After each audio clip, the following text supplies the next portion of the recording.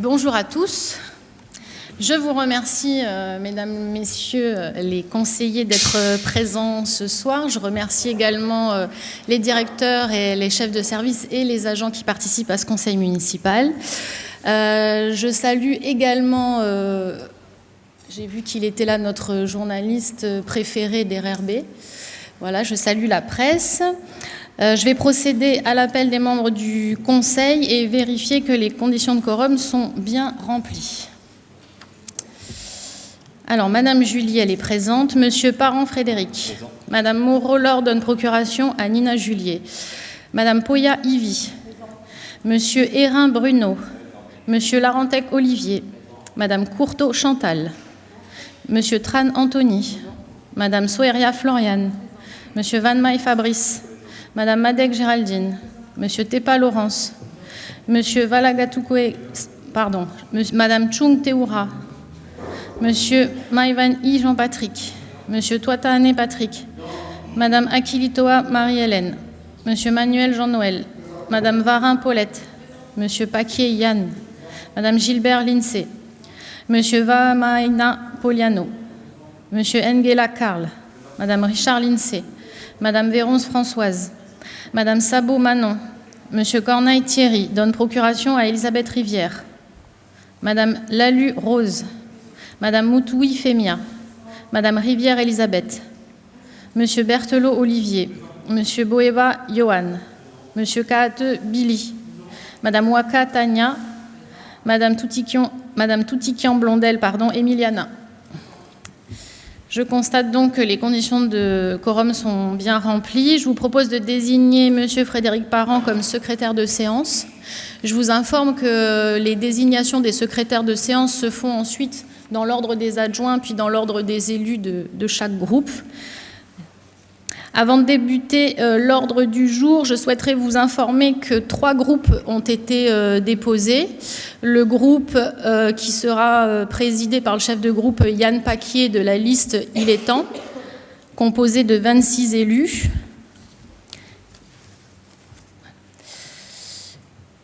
Le groupe Le Mondor Notre Ville pour une nation souveraine, composé de 3 élus, dont la chef de groupe sera Madame Waka Tania. Et le groupe Tous Ensemble pour le Mondor, constitué de 6 élus, dont la chef de groupe, je suppose, sera Madame Rivière. C'est bien cela.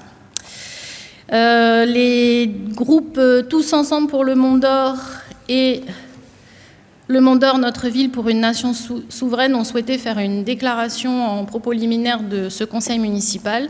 Donc je vais commencer par laisser la parole à Madame Rivière. Excusez-moi, mais je n'ai pas du tout demandé de pouvoir prendre la parole, donc je passe mon tour. Merci. Je vais donc laisser la parole à Madame Waka. Merci. Donc, Madame le maire, mesdames et messieurs les adjoints, mes chers collègues, mesdames, messieurs, ce moment n'est pas une simple formalité, c'est un moment de responsabilité et de clarté. L'installation de notre conseil municipal est désormais derrière nous. Nous entrons dans le concret de cette mandature. Cette mandature ne peut pas se limiter à gérer le quotidien. Elle doit avoir un sens, une direction, une cohérence. Notre liste s'est présentée devant la population avec une ligne claire et assumée. Les enjeux communaux sont liés aux enjeux politiques plus larges. Ce qui se décide au sommet a des conséquences dans nos quartiers, nos tribus, nos familles. Nous ne ferons pas semblant d'ignorer le contexte politique. Mais notre engagement ne s'arrête pas là. Le Mondor, ce n'est pas une abstraction. Nous voulons une commune plus juste, plus solidaire, proche de ses habitants. Nous placerons l'humain au cœur de l'action municipale. Répondre aux urgences sociales et alimentaires, offrir des perspectives à la jeunesse, accompagner les familles, soutenir l'emploi et la relance économique, renforcer la sécurité par la présence, la prévention et la médiation, protéger notre environnement pour aujourd'hui et pour demain. Sur ces sujets, nous porterons une action municipale concrète, efficace et équilibrée où personne ne sera laissé de côté. Nous ne serons ni silencieux ni passifs. Nous soutiendrons tout ce qui va dans le sens de l'intérêt général. Toutefois, nous nous opposerons à tout ce qui aggrave les inégalités, fragilise la cohésion ou nie les réalités de terrain. Et nous resterons vigilants face au passage en force que nous ne pouvons pas cautionner. Notre responsabilité est d'être à la hauteur de la confiance qui nous a été accordée. Nous ne sommes pas dans une posture de blocage, mais dans une posture d'exigence. Dialogue sincère, transparence dans les informations, décisions partagées et respect mutuel. Le respect est essentiel, mais il doit s'accompagner d'une véritable ouverture fondée sur la reconnaissance et la considération de l'identité de chaque groupe, y compris le nôtre. Nous ne sommes pas ici pour occuper des fonctions. Nous sommes ici pour défendre une vision, écouter la population et construire l'avenir de ce pays. Oui, nous pouvons travailler ensemble. Les habitants du Mont-d'Or ne sont pas de l'huile et de l'eau. Ils vivent, échangent et construisent déjà chaque jour une réalité partagée. Dans cette mandature, nous prendrons toute notre place avec sérieux, détermination et cohérence. Nous resterons fidèles à ce que nous avons porté devant la population. Le Mont-d'Or, notre ville pour une nation souveraine, je vous remercie. Je vous remercie, Madame Ouaka. Je vous propose que nous débutions ce conseil municipal dont je vous rappelle les points à l'ordre du jour. D'abord, la fixation du montant des indemnités de fonction des adjoints et des conseillers municipaux titulaires d'une délégation de fonction.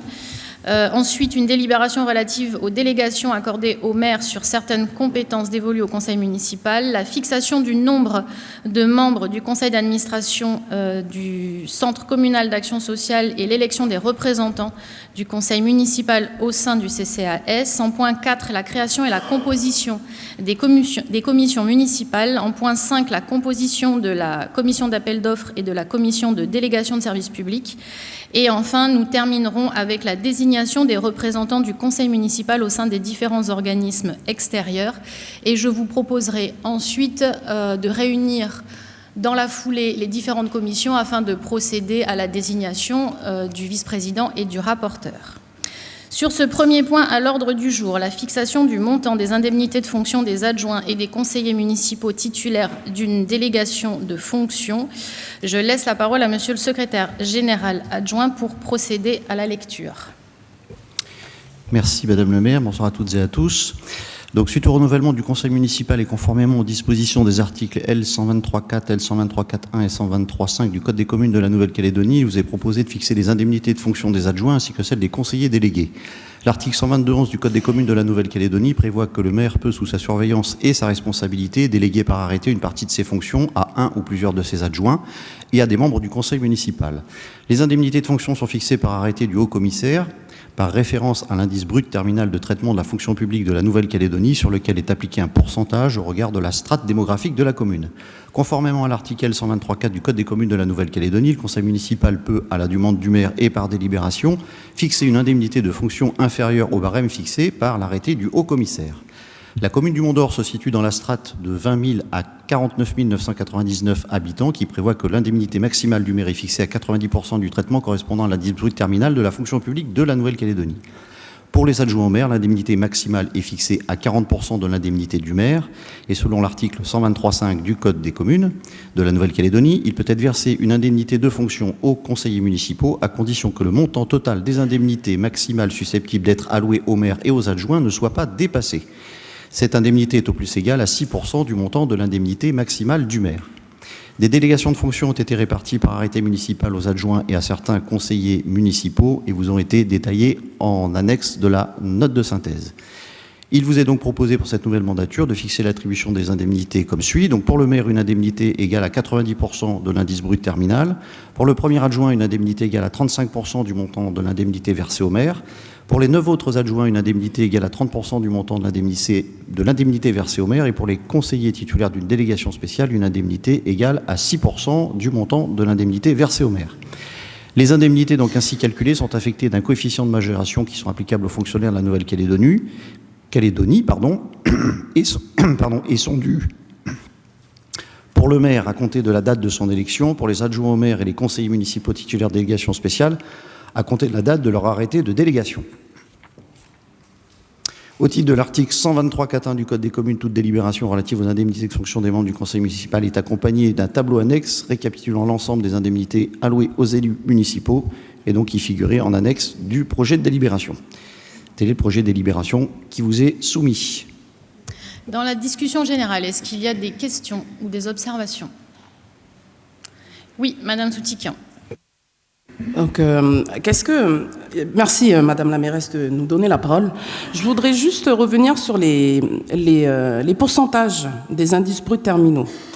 Je dis terminaux parce que j'aimerais savoir, 90%, 35% et 30% représentent combien à peu près en francs d'indemnité, s'il vous plaît? Alors 90% en brut, en salaire brut.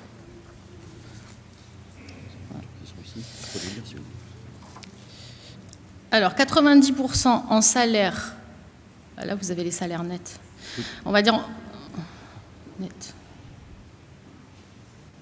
Oui, parce que c'est après les déductions, vous avez le brut qui est ici. Ah pardon. En salaire brut, c'est 860 000 francs. Pour un indice de 35% pour le premier adjoint. Ah non, excusez-moi. 90%, c'est 773 000. 35%, c'est 270 000. 30%, 232 000. Et 6%, 46 000 en salaire brut. Et le salaire net, en fonction des historiques des uns et des autres, vous pouvez soustraire pour le maire 195 000 francs, enfin environ 190 000 francs. Pour le premier adjoint, environ 40 000 francs. Pour les 9 autres adjoints, vous pouvez soustraire l'équivalent de 15 000 francs. Et pour les conseillers municipaux avec une délégation spéciale, l'équivalent de 3 000 francs. Plus ou moins. Voilà. Est-ce que ça répond à votre question, Madame la conseillère? Est-ce qu'il y a d'autres questions, d'autres observations? Pas d'autres questions? Oui, Madame Waka. Très bien. Pourquoi ne pas faire un effort dans le contexte actuel?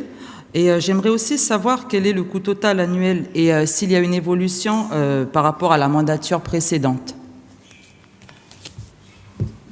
Quand je parle de contexte annuel, je n'ai pas besoin de préciser. Hein. On sait qu'on est dans une crise financière, économique, sociale. Donc voilà.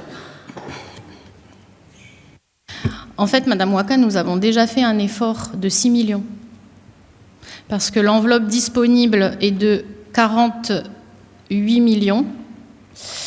Et le coût total de ce que je viens de vous présenter, et de la répartition qui vous est demandée de voter, est de 39,5 millions. 43. Je parle en brut toujours, hein, à peu près. Et je pense que pour l'ancienne mandature, c'était la même chose, mais je n'ai pas les chiffres de l'ancienne mandature. Je pense que l'effort était le même, non? Peut-être, Madame Rivière, vous avez une réponse? Je n'ai pas la réponse à vous apporter, je suis désolée.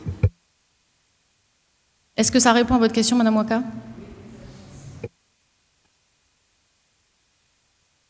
Il y a d'autres questions? Pas de questions. Donc la parole au secrétaire général adjoint pour procéder à la lecture de la délibération. Donc, délibération fixant les indemnités de fonction des adjoints des conseils municipaux titulaires d'une délégation de fonction. Donc, le conseil municipal décide. Article 1, le montant de l'indemnité de fonction servie au premier adjoint est fixé à 35% du montant de l'indemnité versée au maire.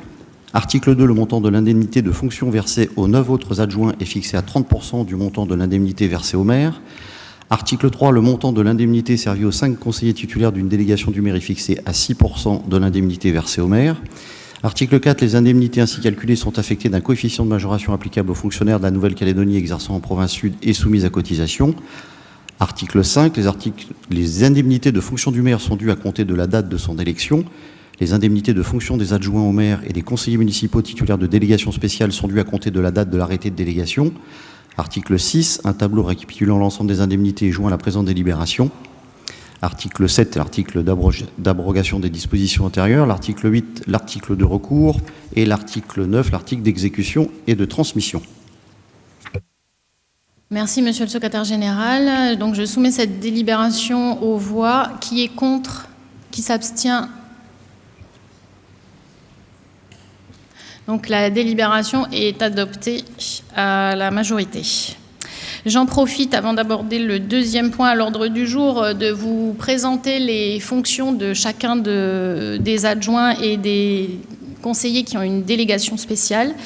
Donc, le premier adjoint, Frédéric Parent, sera en charge des travaux de l'aménagement du territoire, des services publics délégués et des transports, notamment en matière d'urbanisme, du PUD, d'autorisation d'urbanisme, de voirie, d'éclairage public, d'accessibilité aux personnes à mobilité réduite, des travaux communaux, des transports publics, des marchés publics et des commissions d'appel d'offres, du suivi des délégations des services publics eau et électricité, du suivi des budgets annexes de l'eau et de l'assainissement et du suivi du projet de la deuxième route du Mont d'Or. La deuxième adjointe, Laure Moreau, sera chargée de la culture, du patrimoine et de l'identité mondorienne, ainsi que des jumelages, notamment en matière de programmation culturelle du centre culturel, relations avec les médiathèques, la valorisation du patrimoine local, la fête nationale du 14 juillet, des animations jeunesse via la culture, de la fête mondorienne, des jumelages de l'école des arts, des relations avec les associations concernées et des relations avec les artistes. La troisième adjointe, Yvi Poya, sera chargée de la sécurité, de la prévention de la délinquance, des secours et de la tranquillité publique, notamment en matière de police municipale, de prévention de la délinquance et de la médiation, de la lutte contre les incivilités et les nuisances, la divagation des chiens, les pompiers et le centre de sécurité, les relations avec la gendarmerie, la sécurité routière, le plan communal de sauvegarde et gestion des risques locaux, les relations avec les associations concernées, les relations avec les forces armées, la lutte contre les squats et le pilotage du comité consultatif de suivi des situations familiales et scolaires complexes. Le quatrième adjoint, Bruno Hérin, sera en charge de la citoyenneté, de l'état civil et du numérique, notamment sur les sujets d'organisation des scrutins, des commissions de révision des listes électorales, dépôt de gerbe, état civil, cimetière, participation citoyenne, voisins vigilants et tout ce qui concerne, je l'ai dit, le numérique. Le cinquième adjoint, Olivier Larentec, sera chargé de l'enseignement et de la jeunesse, notamment en matière de caisse des écoles, donc tout ce qui relève des écoles, de la cantine et du périscolaire, du suivi des bâtiments scolaires, de l'aide à la réussite scolaire, des animations jeunesse en lien avec le sport et la culture, du lien entre les familles et les écoles, les relations avec les associations de parents d'élèves, les relations avec les services d'enseignement de la province sud du gouvernement et du vice-rectorat, l'élaboration et le suivi du projet éducatif local, du conseil municipal junior et il participera également au comité consultatif de suivi des situations familiales et scolaires complexes. La sixième adjointe, Chantal Courteau, sera chargée de l'environnement, notamment sur le secteur de la collecte des déchets, verts encombrants et ordures, de la lutte contre les dépôts sauvages, de la prévention environnementale et de l'éducation éco-citoyenne, du suivi du budget annexe ordures ménagères, des relations avec les associations environnementales, de la maison pédagogique de l'environnement et en charge du suivi de la brigade citoyenne. Le septième adjoint, Anthony Tran, sera chargé du sport, et notamment des relations avec les clubs, du suivi des équipements sportifs et des projets d'infrastructures sportives, de la mise en place de la politique sportive, du haut niveau et du sport pour tous, des actions des bénévoles, des animations jeunesse via le sport, des événements sportifs, notamment les présences en compétition dans la commune et dans l'organisation des événements sportifs communaux, le développement de l'école des sports, des projets du centre culturel et sportif et des Jeux olympiques 2032. Huitième adjoint, Madame Floriane Soerea, sera chargée des solidarités et du logement, notamment dans les secteurs de la condition féminine, du handicap, du logement social, du CCAS, des relations avec les institutions qui sont en charge de la santé, donc la DEPAS, la DAS, le CMS de Boulary, les relations avec les établissements d'hébergement pour personnes âgées, les maisons de retraite et les crèches, les relations avec les associations de solidarité. Et elle participera également au comité consultatif du suivi des situations familiales et scolaires complexes. Le 9e adjoint, Fabrice Van Maay, qui sera chargé du développement économique. Il mettra en œuvre la politique économique sectorielle sur l'artisanat, l'agriculture, le commerce, le tourisme, la mine et l'industrie. Il sera en charge également de notre politique en matière d'emploi local et de soutien à l'entrepreneuriat. Il sera dédié également aux questions de l'activité minière. Il sera en relation avec les chambres consulaires, mais également les syndicats, la SPL Sud Tourisme et la Direction du développement économique et du tourisme de la province Sud. Il sera également en charge du développement des zones industrielles. Il suivra le budget annexe lotissement et en charge de tout projet lié au développement économique. La 10e adjointe, Madame Géraldine Madec, sera chargée des animations et des festivités, notamment en matière de fêtes de la commune, les festivités de fin d'année, Halloween, fête des mères et pères, Pâques, etc., les animations dans les quartiers et les marchés de la commune. Enfin, 5 conseillers municipaux se sont vus attribuer des délégations spéciales. C'est le cas de Marie-Hélène Aquilitoa, qui sera conseillère déléguée à la cause animale. Elle sera en charge des relations avec les associations de bien-être animal et en charge du projet de cimetière et de plage pour les chiens. Conseiller délégué à la vie des quartiers nord et nommé pour cette fonction M. Vamaina Paoliano, qui sera notamment en charge de la cohésion sociale au sein des quartiers et des relations avec les associations de quartier. Pour le secteur sud et pour les mêmes missions, c'est M. Patrick Toitahane qui est nommé pour la cohésion sociale et la relation avec les associations de quartier du Sud. À la jeunesse, nous retrouvons la Benjamine de notre conseil municipal, Manon Sabot, qui sera notamment en charge de créer le conseil des jeunes et de participer à toutes les animations jeunesse en lien avec le 2e, le 5e et le 7e adjoint. Et enfin, M. Karl Engela sera conseiller délégué au sport et il sera spécifiquement chargé de mener à bien le projet du chèque jeunesse à 5 000 francs en complément du dispositif Click and Move et de l'internat sportif sur le collège de Boulary. Je me permets de vous demander si vous avez des questions sur cette présentation bien détaillée de la charge qui attend nos adjoints et nos conseillers délégués. Très bien, il n'y a pas de questions. Ah, pardon, Madame Waka. Alors, je souhaiterais savoir si parmi les adjoints, certains ont le statut d'agent communal et si c'est le cas, si vous pouviez nous confirmer la compatibilité entre ces fonctions d'adjoint et le statut d'agent communal. Deuxième question, concernant les voisins vigilants, quel encadrement précis est prévu pour éviter toute dérive ou stigmatisation? Et autre point, concernant les squats, la lutte contre les squats. Quelles sont les actions concrètes qui relèvent de la commune et dans quel cadre légal? S'il vous plaît. 3 questions. Merci. Merci Madame Waka pour vos questions. Donc je vais répondre à la première question, en partie à la deuxième, et je laisserai l'adjointe en charge de la sécurité répondre aussi, compléter ma réponse sur les voisins vigilants et apporter une réponse sur la lutte contre les squats. Donc sur les agents communaux, comme vous le savez, le code électoral est très clair sur le sujet. Aucun agent de la commune ne peut devenir élu de la commune, donc il n'y a parmi nous aucun agent de la commune qui siège ici même, ni dans nos rangs, ni dans les vôtres d'ailleurs. Sur le dispositif des voisins vigilants, il s'agit de renforcer le dispositif de vigilance déjà mis en place entre la gendarmerie et la mairie, mais surtout de renforcer le dispositif qui permet de rendre compte ensuite des informations relevées par cette surveillance citoyenne aux administrés. Donc c'est ça le dispositif voisin vigilant, c'est le repérage sur le terrain pour communiquer les informations aux forces de l'ordre qui, une fois que l'information a été validée, elles puissent redescendre au niveau de l'administré par un biais nouveau que nous allons mettre en place. Et sur les squats, je laisse la parole à Madame Poya. Donc, Madame Waka, en ce qui concerne les squats, on vient de prendre nos délégations, donc je vais prendre la tâche auprès de la police municipale pour voir s'il y a une cartographie qui a été déjà mise en place concernant les squats. Et bien sûr, nous aurons une action d'accompagnement. Voilà.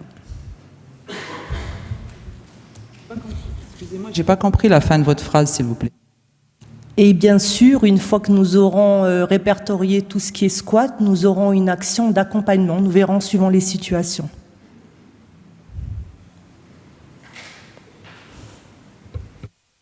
Monsieur Berthelot. Oui, merci. Pour rebondir sur les propos de Madame Poya, accompagner les squats, ça veut dire quoi concrètement?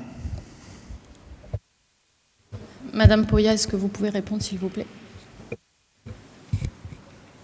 Donc, comme vous étiez en fonction, je pense qu'on va voir déjà ce qui a été fait déjà de votre mandature, et nous allons améliorer, c'est sûr, les choses. Mais déjà, il faut avoir une cartographie de ce qui est déjà en place sur la commune. Madame Rivière. Je vais vous répondre. L'ancienne mandature avait déjà une cartographie. Donc, vous avez pris vos fonctions il y a peu de temps, mais les éléments existent déjà. Et on vous souhaite beaucoup de courage pour améliorer les choses. Voilà. Merci Madame Rivière. Est-ce qu'il y a d'autres questions?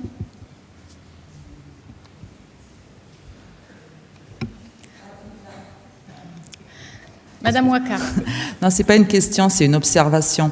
À un moment, c'est cité, je crois que c'est pour l'enseignement, c'est cité les APE. Je ne vois pas citer les GPE. Très bonne observation, Madame Waka. Nous allons tout de suite charger l'adjoint en charge de l'enseignement de rajouter à sa feuille de route les relations avec les GPE. Ça sera fait. Est-ce qu'il y a d'autres questions? Eh bien, s'il n'y a pas d'autres questions, je vous propose de passer au deuxième point à l'ordre du jour qui relève de la délégation au maire de certaines compétences dévolues au conseil municipal. Monsieur le secrétaire général adjoint. Donc le conseil municipal tient de la loi une compétence générale. Le conseil municipal règle par ses délibérations les affaires de la commune. Il s'agit de l'article L. 121-25 du Code des communes de la Nouvelle-Calédonie. Par mesure de souplesse et d'efficacité, le Code des communes de la Nouvelle-Calédonie permet, par son article L. 122-20, au conseil municipal de déléguer au maire certaines de ses compétences. Ainsi, le maire peut être chargé limitativement et pour la durée de son mandat de compétences qui lui sont déléguées par le conseil municipal. Le maire assume l'exercice des délégations sous le double contrôle, d'une part, du conseil municipal auquel il doit rendre compte au moins trimestriellement des décisions prises par délégation, et d'autre part du représentant de l'État dans le cadre du contrôle de légalité. Il vous est donc proposé de voter une délégation de compétences au maire sur les points qui sont repris dans le projet de délibération et qui sera soumise à votre approbation.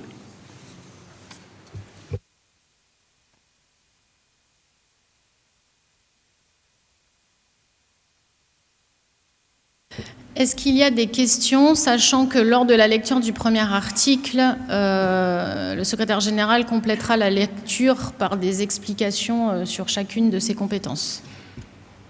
Pas de questions? Eh bien, je propose de passer tout de suite à la lecture de l'article 1. Madame Toutikian. Excusez-nous. Donc, on avait, pour les délégations, elles doivent être examinées avec une vigilance afin d'éviter toute concentration excessive du pouvoir et garantir la transparence des décisions. Nous, on demande plutôt la mise en place d'un retour mensuel, puisque les conseils municipaux, on sait très bien qu'ils se tiennent tous les mois. Et comme ça, on va pouvoir assurer un suivi régulier et transparence des décisions qui seront prises. On demande si ça peut se faire. On fera un retour mensuel, donc à chaque conseil municipal, il y aura un retour sur toutes les délégations exercées par le maire et donc toutes les décisions prises en application de cette délégation. Madame Waka. Est-ce que c'est habituel de déléguer autant dès le départ? Oui, c'est la liste qui est proposée dans le Code des communes. C'est textuellement l'article L122-20 du Code des communes de Nouvelle-Calédonie. Il n'a pas été modifié. Il n'y a plus de questions, on procède à la lecture de l'article 1. Donc, délibération portant délégation au maire de certaines compétences dévolues au conseil municipal. Donc, le conseil municipal décide, article 1, en application de l'article L122-20 du Code des communes de Nouvelle-Calédonie, le maire est chargé par délégation du conseil municipal et pour la durée du mandat. Donc, en 1, d'arrêter de modifier les affectations des propriétés communales utilisées par les services publics municipaux. 2, de fixer dans les limites déterminées par le conseil municipal les tarifs des droits de voirie, stationnement, dépôts temporaires sur les voies hautes lieux publics et d'une manière générale les droits prévus au profit de la commune qui n'ont pas un caractère fiscal. Ça, c'est dans le cadre de la délibération tarifaire qui est prise chaque fin d'année, notamment sur le tarif des emplacements pour l'occupation du domaine public. De procéder dans la limite des inscriptions budgétaires à la réalisation des emprunts destinés au financement des investissements prévus par le budget et aux opérations financières utiles à la gestion des emprunts, y compris les opérations de couverture de risques de taux et de change, ainsi que de prendre des décisions de dérogation à l'obligation de dépôt des fonds auprès de l'État dans les conditions prévues à différents articles du Code général des collectivités territoriales et de passer à cet effet les actes nécessaires. Donc là, je précise que c'est une possibilité, toute notre trésorerie est déposée auprès du Trésor public. Il y a une dérogation qui permet dans certaines conditions de faire des dépôts, dans d'autres conditions, c'est une disponibilité, une disposition qui n'est jamais utilisée en Nouvelle-Calédonie. Point 4, de prendre toute décision concernant la préparation, la passation, l'exécution et le règlement des marchés de travaux, de fournitures et de services qui peuvent être réglementairement passés de gré à gré en raison de leur montant, ainsi que ces avenants lorsque les crédits sont prévus au budget. Donc là, concernant les marchés de gré à gré, il faut savoir que les dispositions du Code des marchés publics ont été assouplies suite aux événements de 2024 pour permettre de relancer rapidement les travaux de construction publique, notamment que le seuil, plutôt le plafond des marchés de gré à gré, qui était à 40 millions, a été passé au mois d'avril 2025 à 100 millions, ce qui permet de traiter plus rapidement l'appel à candidature pour les entreprises dans le cadre de la reconstruction. C'est une disposition qui, pour l'instant, n'a pas été utilisée au sein de la commune, puisqu'on est resté sur le seuil de 40 millions pour passer les appels d'offres et donc travailler dans le cadre des marchés publics avec les appels d'offres. Le 5, c'est de décider de la conclusion et de la révision du louage de choses pour une durée n'excédant pas 12 ans. 6, de passer les contrats d'assurance. 7, de créer les régies comptables nécessaires au fonctionnement des services municipaux. Ce sont des régies qui existent déjà pour la plupart. De prononcer la délivrance et la reprise des concessions dans les cimetières. D'accepter les dons et legs qui ne sont créés ni de conditions ni de charges. De décider l'aliénation de gré à gré de biens mobiliers jusqu'à 545 760 francs. Donc là, c'est d'accepter la vente de biens directement. De fixer les rémunérations et de régler les frais honoraires des avocats, notaires, huissiers de justice et experts. De fixer dans la limite de l'estimation des services fiscaux le montant des offres de la commune à notifier aux expropriés et de répondre à leurs demandes. De décider de la création de classes dans les établissements d'enseignement. De fixer les reprises d'alignement en application d'un document d'urbanisme, donc ça concerne surtout les emprises de voirie, d'intenter au nom de la commune des actions en justice ou de défendre la commune dans les actions intentées contre elle et dans les cas et selon les modalités qui seront précisées aux articles 2 et 3. Le point 16, de régler les conséquences dommageables des accidents dans lesquels sont impliqués des véhicules municipaux dans la limite de 10 millions de francs. 17, d'instruire et de délivrer en agissant au nom de la commune les autorisations et les actes relatifs aux constructions, aménagements, démolitions dans les conditions fixées par la réglementation applicable. C'est notamment la délivrance des permis de construire dans le cadre du PUD approuvé. D'exercer au nom de la commune et sans préjudice de droit de préemption de la Nouvelle-Calédonie, des provinces, les droits de préemption définis dans les règlements d'urbanisme. Donc le droit de préemption, vous savez, c'est parce que la commune a connaissance d'une vente, et si le terrain ou le bâtiment présente un intérêt public pour elle, elle peut le préempter, c'est-à-dire être prioritaire pour l'acquisition. De réaliser les lignes de trésorerie sur la base d'un montant maximum de 1 milliard.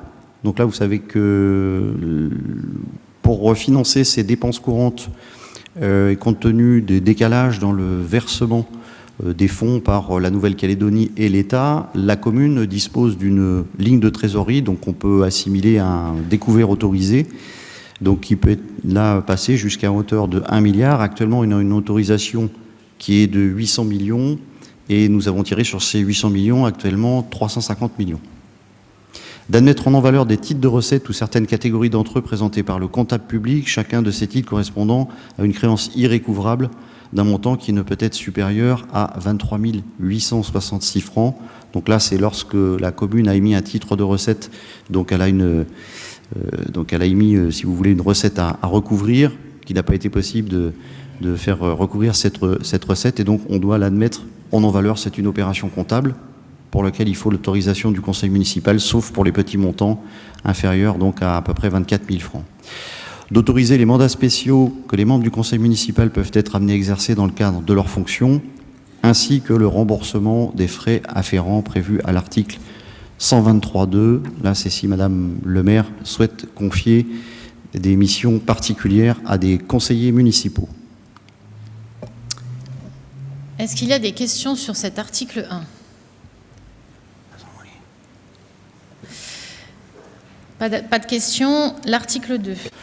Donc l'article 2 concernant les actions en justice, donc qui ont été vues avant au point 15, le maire est chargé d'intenter au nom de la commune les actions en justice ou de défendre la commune dans les actions intentées contre elle dans notamment les cas suivants: engager toutes instances, défendre à toutes instances devant toutes les juridictions, former tout recours, référer opposition, appel, pourvoi en cassation, se désister de toute instance devant toute juridiction, déposer plainte et se constituer partie civile au nom de la commune, et ce en première instance, en appel ou en cassation devant toute juridiction, représenter la commune lors des instances de conciliation judiciaire, tribunal de première instance, tribunal du travail. Pour les actions mentionnées ci-dessus, le maire pourra se faire assister par un avocat. Est-ce qu'il y a des questions sur cet article 2 ? Pas de questions. Article 3. Les décisions relatives aux matières faisant l'objet de la présente délibération sont prises en cas d'absence ou d'empêchement du maire par les adjoints, et ce conformément aux délégations que le maire leur consent au titre de l'article L. 122-11 du Code des communes. Est-ce qu'il y a des questions sur cet article ? Il n'y a pas de questions. Article 4. Donc la présente délibération abroge les dispositions antérieures, l'article 5 et l'article de recours, et l'article 6 d'exécution et de transmission. Sur l'ensemble de la délibération, est-ce qu'il y a des observations, des questions ? Madame Rivière. Oui, dans la note explicative de synthèse, vous parlez donc d'un moment où vous allez justement retransmettre toutes ces décisions. Elles étaient trimestriellement, vous l'avez dit tout à l'heure, mensuellement à chaque conseil municipal. Dans la délibération, c'est pas prévu, donc est-ce qu'à un moment, cet aspect pourrait être aussi prévu dans la délibération ? Le secrétaire général m'indique que de toute façon c'est une disposition obligatoire dans le Code des communes et que par conséquent elle est superflue dans de l'inscription dans la délibération. Oui, Madame Rivière. Si c'est une disposition, vous pouvez l'inscrire, ça ne pose pas de difficulté. Au moins elle est inscrite et je pense qu'on a au moins la référence pour tout le monde. Très bien, puisque ça ne change pas la donne, je vous propose d'insérer un article 4, un nouvel article 4 après l'article 3, un article qui indiquerait que le maire rend compte de l'ensemble des décisions prises dans le cadre de ses délégations à chaque conseil municipal. C'est bon pour les services ? Et par amendement, on réécrit l'article 4 en nouvel article 5, le 5 en 6 et le 6 en 7. Je vous propose cette modification de la délibération sur proposition de Madame Rivière. Est-ce que tout le monde en est d'accord ? Est-ce qu'il y a des oppositions, des abstentions ? Très bien, Monsieur Berthelot. Juste, pardon, du coup, on va rajouter un article sur la fréquence et on part sur une fréquence mensuelle comme ça a été acté tout à l'heure ?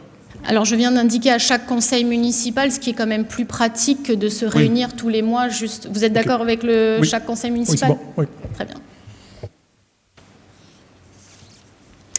Est-ce qu'il y a d'autres questions ?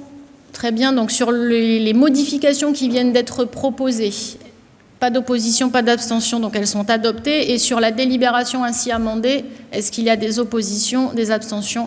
Très bien, la délibération est adoptée. À la délibération suivante relative à la fixation du nombre de membres du conseil d'administration du CCAS et l'élection de ses représentants. Monsieur le secrétaire général. Donc, il est rappelé que le CCAS de la ville du Mont-d'Or a été créé par une délibération de décembre 1991, modifiée par une délibération d'avril 2014. Cette délibération qui définit son organisation, son fonctionnement et ses attributions en référence au Code de l'action sociale et des familles. Il est précisé également, conformément à l'article L321-2 du Code des communes, les articles L123 5 à L123-9 donc du Code de l'action sociale et des familles s'appliquent en Nouvelle-Calédonie dans leur version en vigueur à la date de publication de l'ordonnance du 14 mai 2009. C'est ainsi que l'article 123.6 du Code précise que le CCAS est un établissement public administratif communal, qu'il est administré par un conseil d'administration qui est présidé par le maire. Outre son président, le conseil d'administration comprend pour le centre communal d'action sociale des membres élus en son sein à la représentation proportionnelle par le conseil municipal. Le conseil d'administration comprend également des membres nommés par le maire parmi les personnes participant à des actions de prévention, d'animation, de développement social menées dans la commune. Les membres élus et les membres nommés le sont en nombre égal au sein du conseil d'administration du centre communal d'action sociale. Les membres élus par le conseil municipal et membres nommés par le maire le sont à la suite de chaque renouvellement du conseil municipal et pour la durée du mandat de ce conseil. Leur mandat est renouvelable. L'article R123-7 du même code stipule également que le nombre des membres du conseil d'administration est fixé par délibération du conseil municipal. De plus, l'article R123-8 prévoit que l'élection des membres du conseil municipal siégeant au conseil d'administration se fait au scrutin de liste à la représentation proportionnelle au plus fort reste, sans panachage ni vote préférentiel et que le scrutin est secret. Chaque conseiller municipal ou groupe de conseillers municipaux peut donc présenter une liste de candidats, même incomplète. Dans cette hypothèse, si le nombre de candidats figurant sur une liste est inférieur au nombre de sièges qui revient à celle-ci, le ou les sièges non pourvus le sont par les autres listes. Les sièges sont attribués aux candidats d'après l'ordre de présentation sur chaque liste. Si plusieurs listes ont le même reste pour l'attribution du ou des sièges restants à pourvoir, ceux-ci reviennent à la ou aux listes qui ont obtenu le plus grand nombre de suffrages et en cas d'égalité de suffrages, le siège est attribué au plus âgé des candidats. Il convient donc dans un premier temps de fixer le nombre de membres du conseil d'administration du CCAS, puis de procéder à l'élection des représentants du conseil municipal au sein de ce conseil.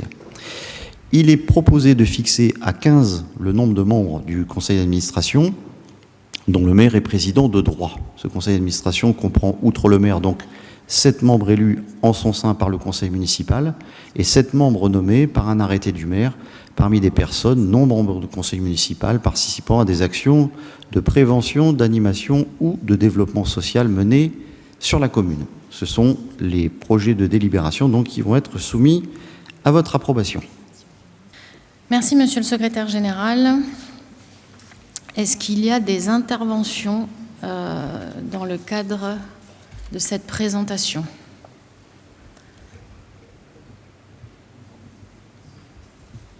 Non, il n'y a pas d'intervention.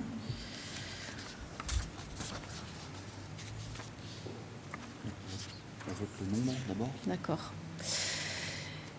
Donc, s'agissant du nombre d'élus qui siégera au conseil d'administration du CCAS, c'est le même format que la mandature précédente qui a été conservée, c'est-à-dire une répartition de 7 membres élus et de 7 associations qui seront désignées ultérieurement, avec le président, le maire qui siège de droit.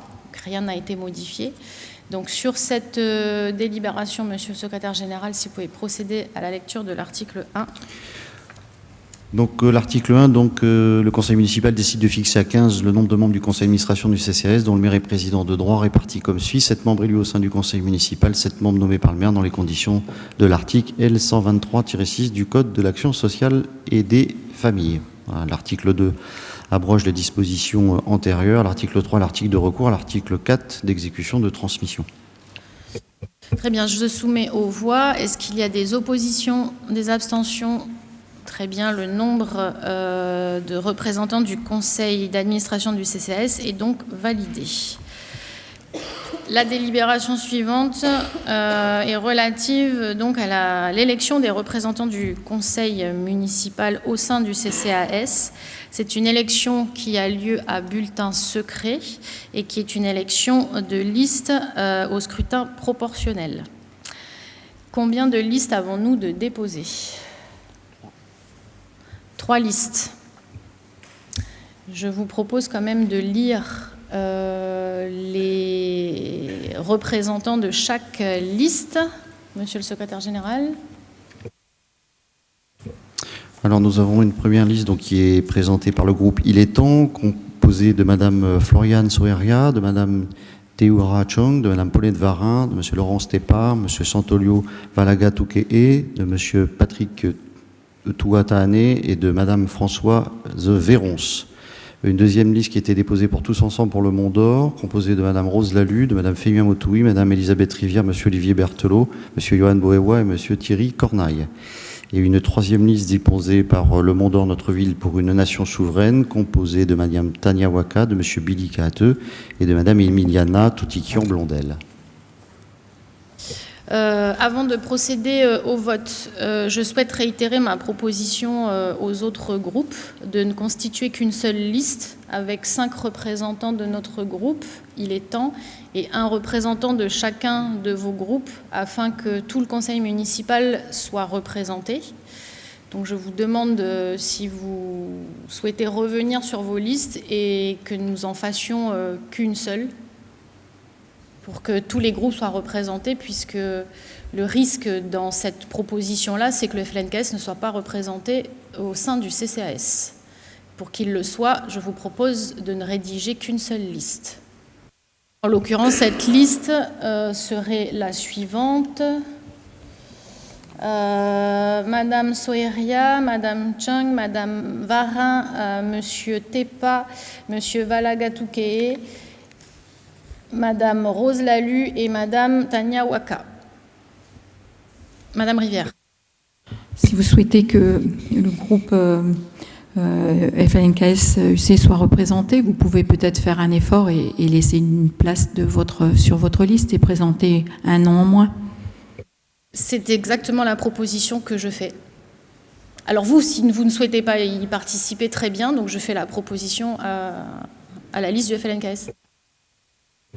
C'est pas tout à fait ça. Vous faites une proposition de faire une liste commune. Je crois que ça peut poser une difficulté pour chacun d'entre nous par rapport à nos électeurs.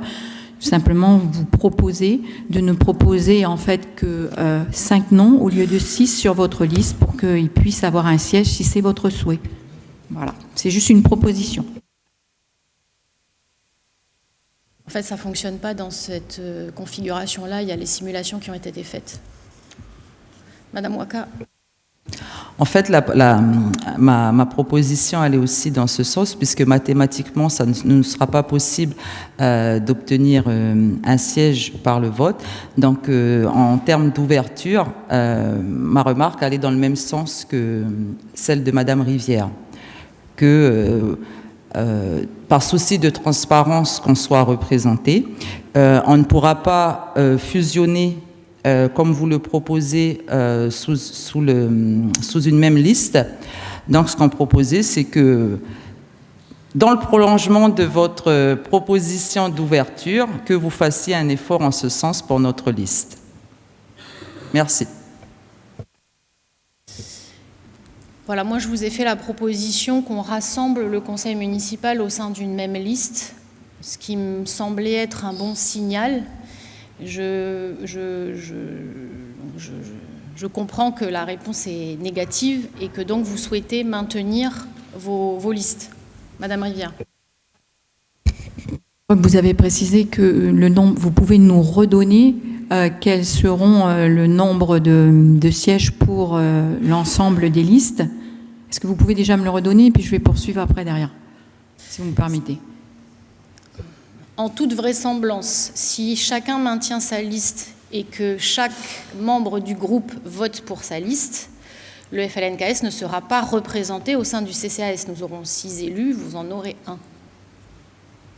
Très bien. Et est-ce que nous pouvons faire une interruption de séance, s'il vous plaît, pour pouvoir prendre une décision ? Je suis d'accord.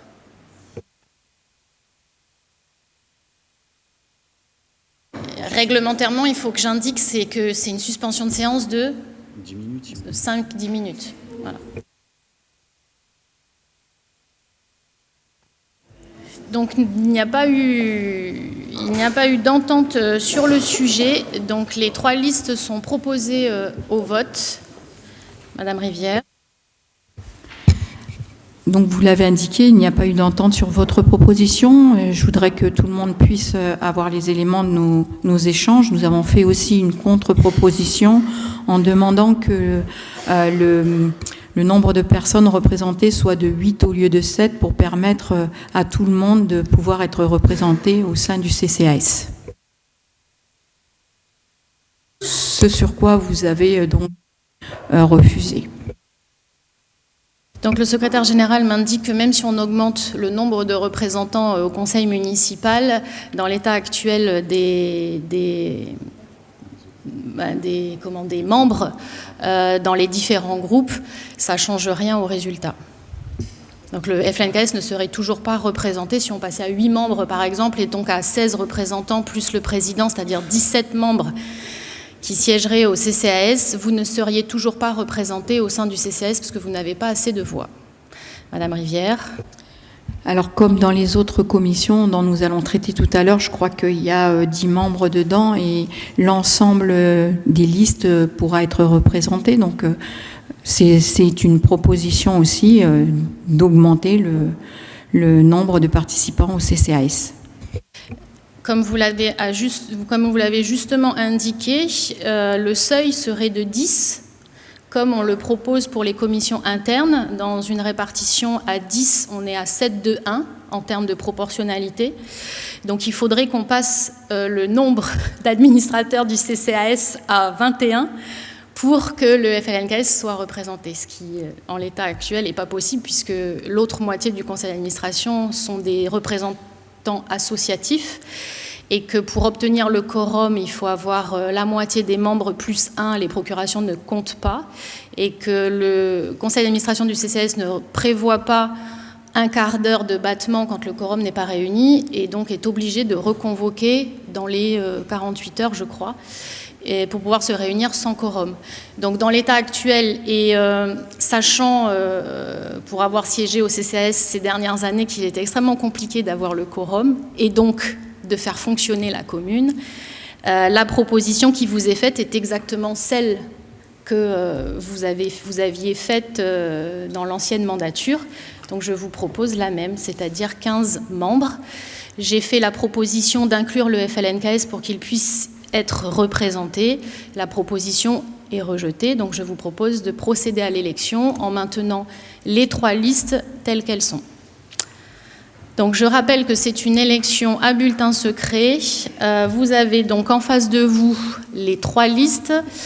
Ceux qui ont des procurations votent 2 fois, donc vous mettez le bulletin. Ah oui, excusez-moi. J'ai oublié quelque chose d'important, c'est de composer le bureau de l'élection. Donc j'invite le conseil municipal à désigner 2 assesseurs parmi les plus jeunes conseillers municipaux. Donc je vous propose Madame Manon Sabot et Madame Emiliana Toutiquian-Blondel. Si c'est OK pour vous, mesdames, est-ce que vous pouvez venir ici, au centre de la pièce ?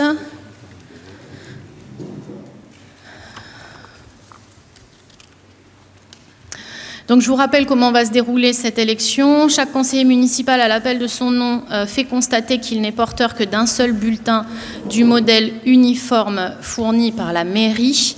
Il doit également déposer lui-même le bulletin dans le réceptacle prévu à cet effet qui va circuler à l'appel, dans le sens de l'appel de votre nom. Après le vote du dernier conseiller, il sera immédiatement procédé au dépouillement des bulletins de vote parmi les membres du bureau.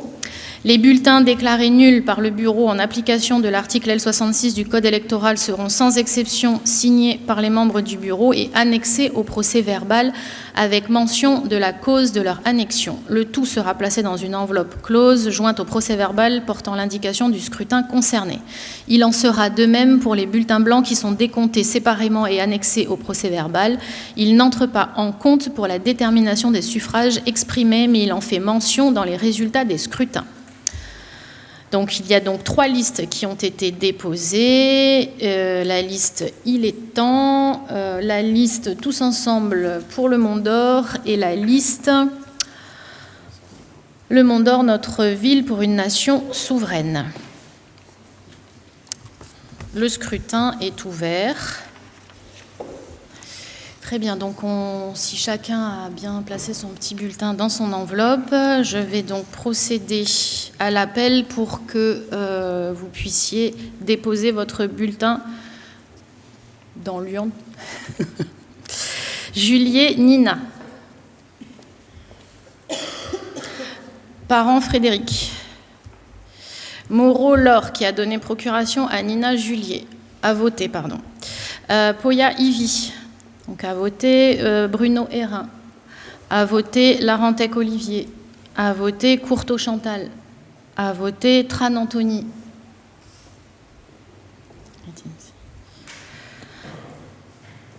à voter Soeria Floriane, à voter Van Maille Fabrice, à voter Madec Géraldine, à voter Tepa Laurence.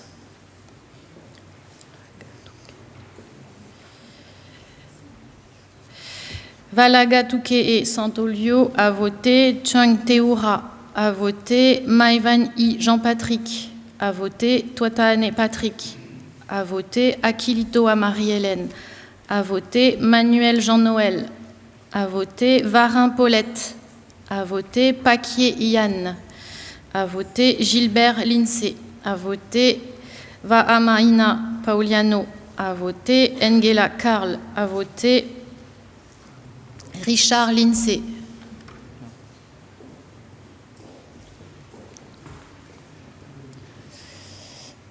A voté Véronce Françoise. A voté Manon Sabot. A voté Cornaille Thierry, qui a donné procuration à Madame Rivière. A voté Lalu Rose. A voté Motoui Fémia. A voté Rivière Elisabeth. A voté Berthelot Olivier. A voté Boeva Johan. A voté Kaate Billy. A voté Waka Tania. A voté Toutikian Blondel Emiliana. A voté.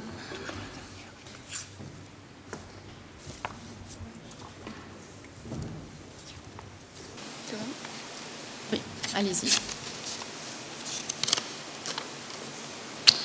Le Mont d'Or, notre ville pour une nation souveraine. Il est temps.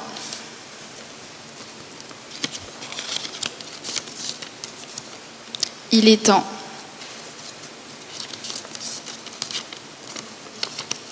Il est temps. Il est temps.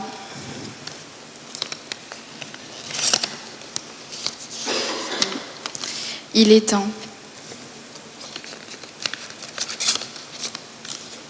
Il est temps.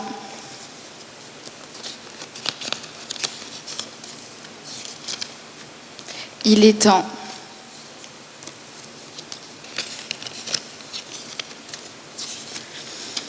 Il est temps.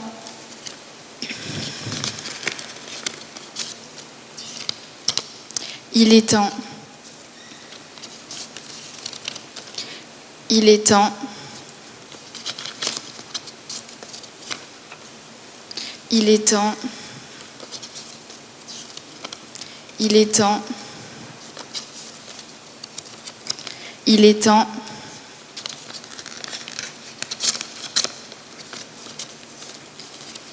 Il est temps. Il est temps.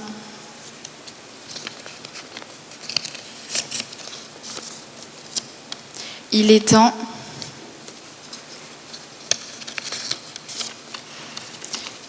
Il est temps. Il est temps.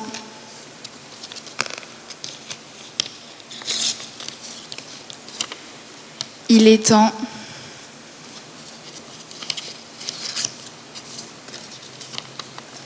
Il est temps.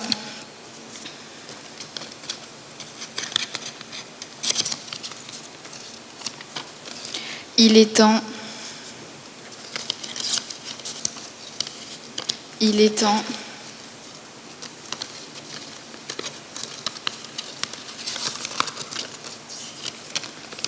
Il est temps.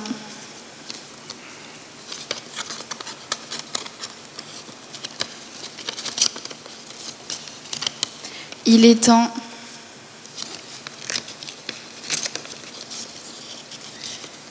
Il est temps. Il est temps.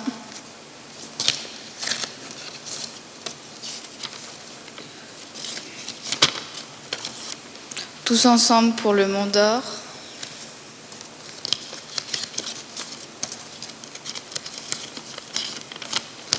Tous ensemble pour le Mont d'Or.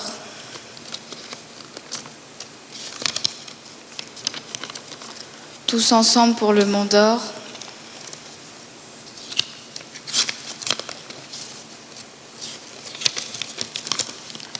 Tous ensemble pour le Mont d'Or.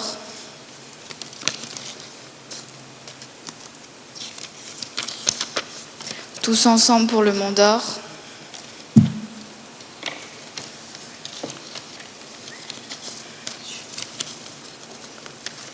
Tous ensemble pour le Mont d'Or.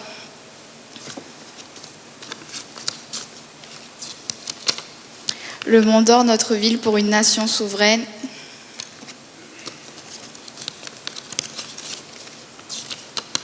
Le Mont d'Or, notre ville pour une nation souveraine. Je vais donc procéder au décompte et annoncer les résultats. Donc le nombre de conseillers présents à l'appel n'ayant pas pris part au vote, aucun. Nombre de votants, donc de bulletins déposés, 35. Nombre de suffrages déclarés nuls par le bureau, aucun. Nombre de suffrages déclarés blancs par le bureau, aucun. Nombre de suffrages exprimés, 35. Donc la liste Il est temps a recueilli 26 voix. Elle obtient donc 6 sièges. La liste Tous ensemble pour le Mont d'Or a recueilli 6 voix. Elle obtient 1 siège. Et la liste Le Mont d'Or, notre ville pour une nation souveraine a recueilli 3 voix et elle n'obtient donc aucun siège au CCAS. La composition des élus du CCAS est donc la suivante: Floriane Soeria, Théoura Chang, Paulette Varin, Laurence Tepa, Santolio Valagatukee, Patrick Touatahane et Madame Rose Lalu. Voilà.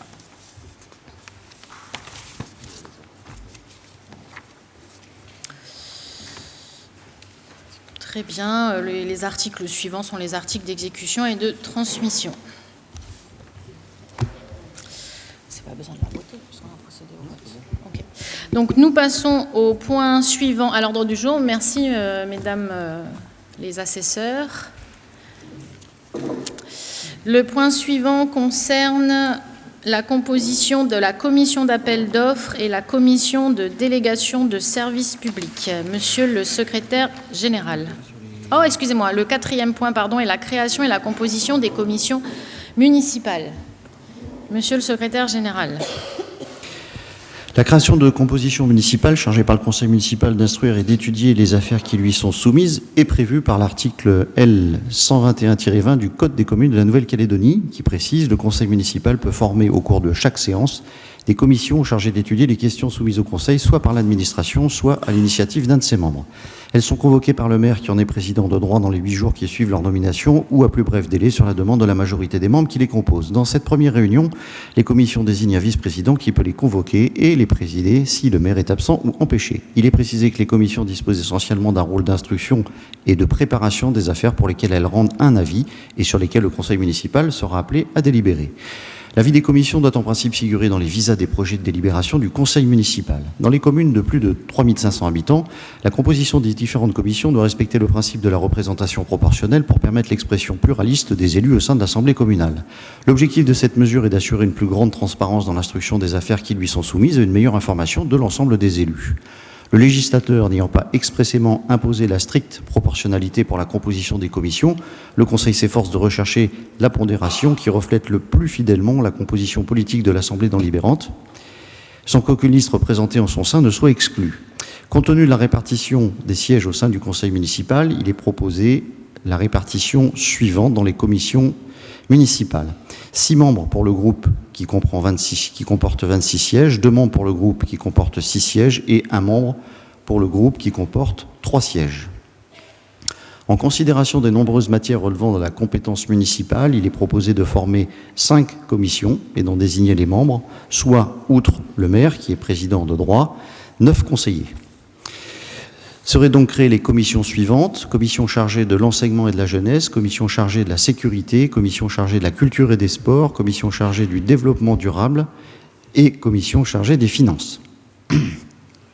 Conformément à l'article L121-12 du Code des communes, il est voté au scrutin secret toutes les fois que le tiers des membres présents le réclame ou qu'il s'agit de procéder à une nomination ou présentation. Toutefois, le conseil municipal peut décider à l'unanimité de ne pas procéder au scrutin secret aux nominations et aux représentations, sauf dispositions législatives ou réglementaires prévoyant expressément ce mode de scrutin. Pour des raisons pratiques, considérant qu'aucune disposition législative ou réglementaire ne s'y oppose, il sera proposé au conseil municipal de lever préalablement au vote le scrutin secret pour désigner les membres des commissions. Tels sont les objets des délibérations qui vous sont proposés. Est-ce qu'il y a des questions ? S'il n'y a pas de questions, je vous propose dans ce premier article de la délibération de lever le vote à bulletin secret pour désigner les membres des commissions municipales. Donc sur cet article 1, est-ce qu'il y a des oppositions, des abstentions ? Je vous remercie. Nous avons donc levé le secret sur ce vote. Sur l'article 2, il y a donc 5 commissions municipales qui sont proposées. La première sera chargée d'étudier l'ensemble des questions liées à l'enseignement et la jeunesse. La deuxième sera chargée de traiter toutes les questions liées à la sécurité, l'hygiène, la cause animale également. Il y aura la commission chargée de la culture, des sports, du patrimoine. La commission chargée du développement durable qui regroupera l'ensemble des questions liées à l'environnement, au développement économique, à l'aménagement du territoire et l'urbanisme. Et enfin, la dernière commission qui sera chargée de toutes les questions budgétaires. Je vais laisser le secrétaire général proposer la composition des commissions sur la commission de l'enseignement et de la jeunesse, monsieur le secrétaire général. Donc, composition, M. Vahamaina, Mme Sabot, Mme Richard, M. Nguela, Mme Soeria, Mme Moreau, Mme Lalu, M. Berthelot et Mme Toutiquian-Blondel. Je m'adresse au chef de groupe, M. Paquet. Est-ce que vous validez ? Je valide. Mme Rivière, Mme Waka. Je valide. Merci. Également. Commission chargée de la sécurité. Monsieur Manuel, Madame Gilbert, Madame Varin, Madame Akilitova, Monsieur Maïvani, Monsieur Hérin, Madame Rivière, Monsieur Thierry Cornaille, pardon, et Monsieur Kahateux. Sur cette désignation, Monsieur Paquet, vous validez ? Je valide. Madame Rivière, Madame Waka. Je valide. Merci. Sur la commission chargée de la culture et des sports. Donc, M. Nguela, M. Paquier, M. Tepa, Mme Poya, Mme Richard, Mme Sabot, Mme Motoui, M. Boewa et M. Kahateux. Sur cette composition, M. Paquier. Je valide également. Mme Rivière, Mme Waka. Validé. Sur la commission en charge du développement durable. Madame Richard, Monsieur Meivan-I, Monsieur Touatane, Monsieur Paquier, Madame Madec, Madame Varin, Monsieur Berthelot, Monsieur Boéva et Madame Toutiquian-Blondel. Sur la composition de cette commission, Monsieur Paquier, est-ce que vous validez? Je valide. Madame Rivière, Madame Waka? Validé. Merci beaucoup. Sur la commission chargée des finances, Madame Véronce, Monsieur Vahamaïna, Madame Courteau, Monsieur Larentec, Madame Chong, Monsieur Parent, Madame Rivière, Monsieur Cornaille et Madame Waka. Monsieur Paquier, est-ce que vous validez? Je valide. Madame Rivière? Oui. Madame Waka? Validé. Très bien, donc on considère qu'il n'y a pas d'erreur dans les noms qui ont été proposés. Sur l'ensemble de cette... je vais laisser Monsieur le secrétaire général adjoint lire l'article 3 d'abord peut-être. Simplement, l'article 3 qui rappelle les modalités de fonctionnement des commissions sont fixées par le règlement intérieur. L'article 4 qui abroge les décisions antérieures. L'article 5, l'article de recours et l'article 6 d'exécution et de transmission. Sur l'ensemble de cette délibération et donc sur la composition des différentes commissions, est-ce qu'il y a des oppositions, des abstentions? Très bien, c'est validé. Et je vous informe que l'examen du règlement intérieur et certainement les modifications qui seront ad hoc seront présentées ultérieurement dans les 6 mois, bien sûr, depuis notre élection. Je vous propose maintenant de passer au 5e point à l'ordre du jour, c'est-à-dire la commission d'appel d'offres et la commission de délégation de services publics. Monsieur le secrétaire général. Donc, pour la commission d'appel d'offres, suite au renouvellement général du conseil municipal et en vertu de la délibération 424 du 20 mars 2019 portant réglementation des contrats et marchés publics, il convient de constituer une commission d'appel d'offres. Elle est composée, outre son président, d'au moins 5 membres pour les institutions dont l'organe délibérant compte 11 membres à voix délibérante, ce qui est notre cas.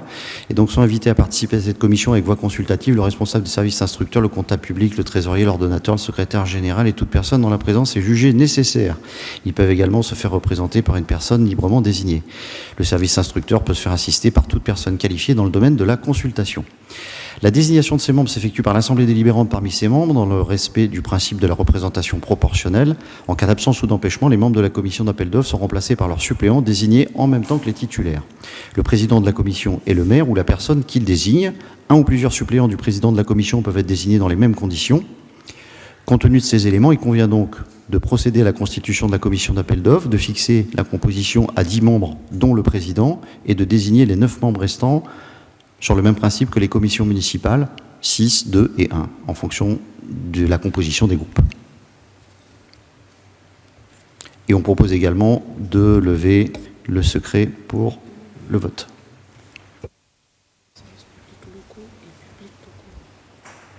Je vous propose de procéder de la même façon que pour l'élection des membres des différentes commissions municipales. Donc sur la commission d'appel d'offres, d'abord je soumets aux voix la proposition de lever le secret sur ce vote. Qui s'oppose, qui s'abstient? Très bien, l'article 1 est donc adopté. Sur l'article 2, je vais laisser le secrétaire général énumérer les membres qui nous ont été proposés. Donc, membre titulaire, Madame Poya, suppléant Madame Moreau. Ensuite, Monsieur Van Maille, titulaire, suppléant Monsieur Hérin. Ensuite, Monsieur May Van I, titulaire, Monsieur Larentec, suppléant. Ensuite, Monsieur Valaga Toukee, titulaire, Monsieur Tran, suppléant. Madame Courteau, titulaire, Madame Soeria, suppléante. Madame Richard, titulaire, Madame Madec, suppléante. Madame Rivière, titulaire, Monsieur Cornaille, suppléant. Monsieur Berthelot, titulaire, Madame Lalu, suppléante. Et enfin, Madame Waka, titulaire, et Monsieur Kaateux, suppléant. Monsieur Paquier, est-ce que vous validez? Oui, validé. Madame Rivière? Oui. Madame Waka? Je valide. Très bien, donc il n'y a pas eu d'erreur dans le report des noms que vous nous avez communiqué. Sur l'article 3, donc, qui abroge les dispositions antérieures, l'article 4, le recours, et l'article 5, l'article d'exécution et de transmission. Donc sur l'ensemble de cette délibération et donc la composition des membres de cette commission, est-ce qu'il y a des oppositions, des abstentions? Très bien, c'est validé.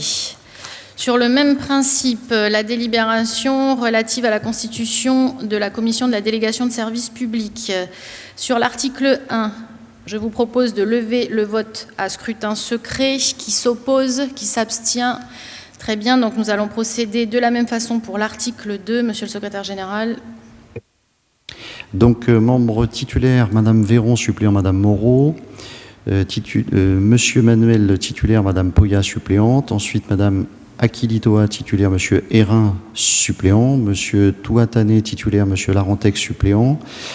Monsieur Tepa titulaire, Madame Courteau suppléante. Monsieur Tran titulaire, Monsieur Parent suppléant. Madame Rivière titulaire, Monsieur Berthelot suppléant. Madame Lalu titulaire, Madame Motoui suppléante. Et enfin, Madame Waka titulaire et Madame Toutikian-Blondel suppléante. Monsieur Paquier, sur cette composition, vous validez? Je valide. Madame Rivière? Oui. Madame Waka? Validé. Très bien. L'article 2 qui abroge les dispositions antérieures. L'article 4, le recours. L'article 5, l'exécution et la transmission. Sur l'ensemble de la délibération, y a-t-il des oppositions, des abstentions? Merci, c'est validé. Le prochain point à l'ordre du jour relève des désignations dans l'ensemble des organismes extérieurs dans lesquels la mairie a des représentants. Monsieur le secrétaire général. Donc, le conseil municipal est appelé à siéger ou à être représenté au sein de divers organismes. Cette représentation permet à la ville de maintenir un lien privilégié avec ses partenaires et de prendre part à certaines décisions. Il vous est proposé plusieurs projets de délibération donc, qui ont pour objet la désignation des représentants du conseil municipal appelés à siéger au sein de ces différents organismes. Donc on va rappeler l'ensemble des organismes et puis ensuite on passera l'ensemble des délibérations à la suite. Le premier, c'est le comité de la Caisse des écoles, établissement public communal chargé de la gestion de l'accueil périscolaire et des cantines. Et ensuite, le conseil d'établissement de l'école Saint-Joseph de Cluny à la Conception, l'école catholique de la mission de Saint-Louis relevant de la DEDEC. Ensuite, le conseil d'administration du collège public de Ploum, le conseil d'administration du collège public de Boulary, le conseil d'administration du lycée polyvalent du Mont-d'Or, la commission foncière communale au sein de la DRAF, donc qui est l'agence de développement rural et d'aménagement foncier, la commission minière communale, donc qui est chargée d'émettre un avis pour tout projet de travaux de recherche ou d'exploitation minière sur le territoire de la commune, l'assemblée générale de la SEMSECAL, donc qui est un opérateur d'aménagement de zones urbaines, industrielles, touristiques, conducteur d'opérations immobilières, l'assemblée générale conseil d'administration de l'association Observatoire de l'environnement en Nouvelle-Calédonie, l'œil, le conseil d'administration de la société mixte locale Mont-d'Or Environnement, donc qui a pour objet la collecte, le transport, le traitement des déchets valorisables, le conseil d'administration de la SEMTINA dont les missions consistent notamment à prendre en exploitation un ou plusieurs golfs en Nouvelle-Calédonie, l'assemblée spéciale de la SPL, Agence d'attractivité Sud Tourisme, qui a pour objet de soutien à l'attractivité et développement de ses membres dans le cadre de l'essor durable de l'attractivité de la province Sud, le comité syndical du syndicat intercommunal du Grand Nouméa, SIGN, donc qui a pour objet l'aménagement de l'espace communautaire, l'équilibre social de l'habitat, la politique de la ville, l'étude du renforcement de l'intercommunalité du Grand Nouméa. Donc le syndicat qui gère également la fourrière intercommunale, l'adduction d'eau potable de l'aqueduc de la Tontuta, le traitement des déchets ménagers de l'agglomération. Le comité syndical du SMTU, syndicat mixte des transports urbains, donc qui a pour objet de l'organisation, la gestion, l'exploitation des services publics réguliers de transport en commun routier, ferré maritime et de transport scolaire secondaire sur les 4 communes de l'agglo. L'assemblée générale du groupement d'intérêt économique, le GIE Rail, donc qui signifie en fait c'est le système d'exploitation, de répartition, d'administration des informations localisées. Donc c'est le groupement qui a pour objet la collecte, la saisie de données d'exploitation géographique localisées en Nouvelle-Calédonie. Le comité territorial de sécurité qui est un organe d'étude, de contrôle et d'information du gouvernement de la Nouvelle-Calédonie, l'assemblée générale de l'association Scalaire, donc qui a pour objet la surveillance de la qualité de l'air et de ses effets sur l'environnement et d'informer la population, et puis enfin le comité d'étude chargé du suivi de la révision du plan d'urbanisme directeur. Et de la même façon, on proposera au conseil municipal la levée du secret de vote. Général adjoint. Donc on passe à la première délibération sur la désignation des représentants au sein de la Caisse des écoles. Donc premier article qui s'oppose à la levée du scrutin secret, qui s'abstient, personne. Donc sur l'article 2, sont désignés en qualité de représentants du conseil municipal au sein de la Caisse des écoles, donc le président, ou un membre du conseil municipal qui sera désigné par lui par arrêté, et les 2 titulaires qui sont proposés. Donc Monsieur Paquier pour le groupe Il est temps, quelle est la candidature? Pour cette candidature, c'est Florian Sueria et Pauliano Vaimaina. C'est ça? Non, ah bah attendez. C'était ça au départ, mais nous avons proposé à un des groupes de l'opposition d'occuper une des places au sein du conseil d'administration de la Caisse des écoles. Je ne sais pas si vous vous êtes mis d'accord. Monsieur Kahateux. Oui, merci Madame le maire. C'est juste pour lever un peu les doutes, puisqu'on est des novices un peu en la matière. Juste la question, c'est la suivante. Quels sont les critères qui font que ces organismes et ces structures sont sur cette liste, d'une part, et d'autre part, dans quel intérêt aussi bien pour eux que pour nous, le Conseil? Je vous remercie. D'un point de vue réglementaire, la Caisse des écoles étant un établissement public de la commune, c'est les élus de la commune, quelque part, qui administrent la structure, mais qui est indépendante puisqu'elle s'administre au travers de son propre conseil d'administration.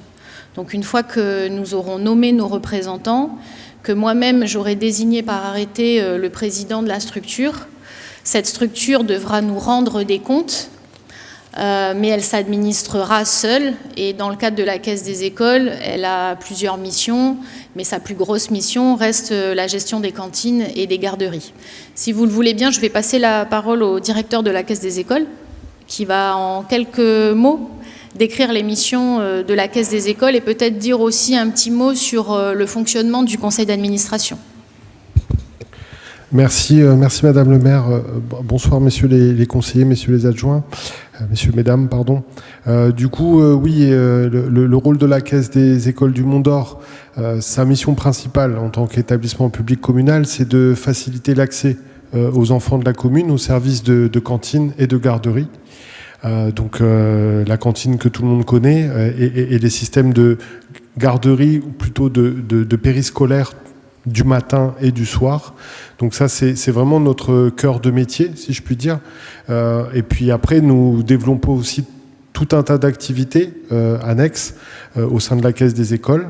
Et effectivement, Madame le maire, comme vous le soulignez, le comité d'administration de la Caisse des écoles se réunit à peu près 5 à 6 fois dans l'année. Et c'est l'organe qui administre notre fonctionnement, parce que nous avons notre propre budget, nous avons notre propre service des ressources humaines, nous sommes totalement autonomes à ce niveau-là. Et c'est vrai que nous avons un équilibre budgétaire qui se fait grâce à la subvention de la ville. Et à ce titre, et comme nous sommes un établissement public communal, l'exécutif a toute latitude d'encadrer et de donner ses orientations sur nos actions. Monsieur Kahateux, ça répond à vos questions? Peut-être que vous pouvez préciser la composition du conseil d'administration, parce qu'il n'y a pas que des élus de la commune qui y siègent, et sa fréquence de réunions, etc. Oui, Madame le maire, donc... Alors, aujourd'hui, le comité d'administration est composé de 10 membres. Donc, dans ces 10 membres, vous avez des représentants de parents d'élèves, vous avez des représentants de la médecine scolaire, vous avez des représentants du vice-rectorat, vous avez un représentant de la province sud, vous avez, comme là va être nommé deux représentants du conseil municipal, et bien sûr l'adjoint qui s'occupe de présider le comité d'administration. J'en ai peut-être un peu oublié en route, mais je sais qu'il y en a 10, pardon. J'ai peut-être oublié dans l'énumération, mais voilà. Et qui doit se réunir 4 à 5 fois par an. Voilà. Exactement, Madame le maire, c'est ça. On se réunit 5 fois dans l'année. On va dire au minimum, ça peut arriver 6 fois. Après, c'est suivant les besoins et les dossiers que nous devons étudier. Donc voilà, on se réunit pour voter les tarifs, on se réunit pour le vote du budget, on se réunit voilà, pour tout un tas de choses. Mais la fréquence, c'est à peu près 5 fois dans l'année. Merci, monsieur le directeur. D'ailleurs, on n'a pas procédé à votre présentation à tous. Je m'en excuse en début de conseil municipal. Je vous propose que vous restiez jusqu'à la fin pour qu'on fasse votre présentation, mesdames et messieurs les directeurs. Monsieur Kahateux, donc on a répondu à votre question. Donc je réitère notre proposition. Il y a donc 2 membres du conseil municipal qui peuvent siéger à la Caisse des écoles, où vous l'avez compris, Finalement, le conseil municipal n'a pas la majorité puisqu'on est 10 et qu'au final, on ne sera que 3 à y siéger.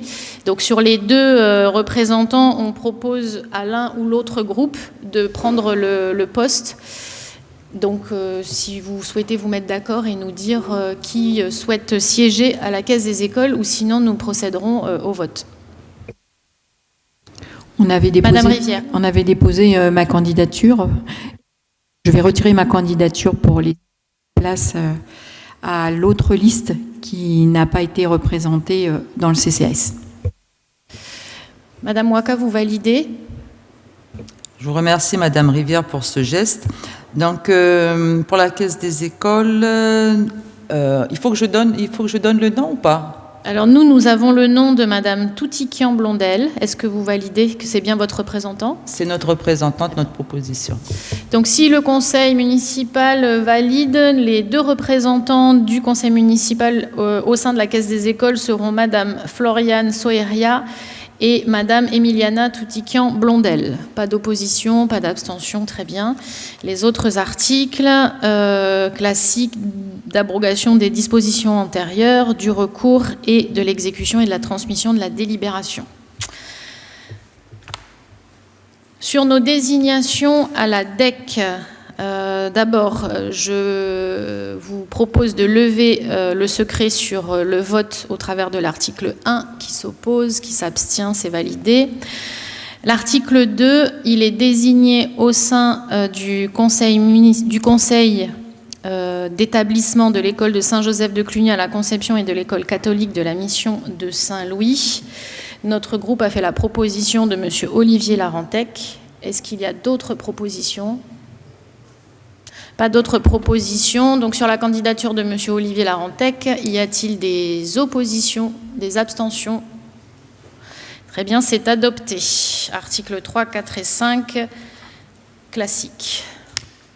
Sur les désignations au sein du collège de Ploum, article 1, je lève le secret sur le vote. Qui s'oppose, qui s'abstient, personne. Article 2, nous proposons la candidature de Madame Chong Teoura et en suppléance Madame Paulette Varin. Nous n'avons pas eu d'autres candidatures sur cette proposition. Qui s'oppose, qui s'abstient. Très bien, c'est validé. Si tout le monde est d'accord, je vous propose de lever le vote secret jusqu'à la fin des délibérations. Personne s'oppose, personne s'abstient. Je vous remercie. Donc, je passerai directement à la présentation des candidatures. Sur le conseil d'administration du collège de Ploum, de Boulary, nous proposons la candidature de M. Larentec et en suppléance Mme Manon Sabot. Vous validez, M. Paquier? Je valide. Très bien. Il n'y a pas d'autres candidatures. Qui s'oppose, qui s'abstient? Très bien, c'est validé. Sur le conseil d'administration du lycée polyvalent du Mont d'Or, nous proposons la candidature de Madame Manon Sabot et en suppléance Madame Chantal Courteau. C'est bien ça, M. Paquier? C'est exact, validé. Très bien, il n'y a pas eu d'autres candidatures. Donc, qui s'oppose, qui s'abstient, c'est validé. Sur la commission foncière communale, il y a donc 2 titulaires sur cette commission. Il y a une proposition de candidature du groupe Il est temps au travers de la candidature de Madame Françoise Véronce.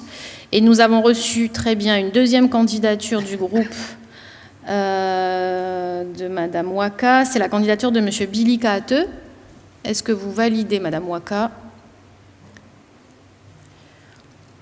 Sur la DRAF. Oui, je valide.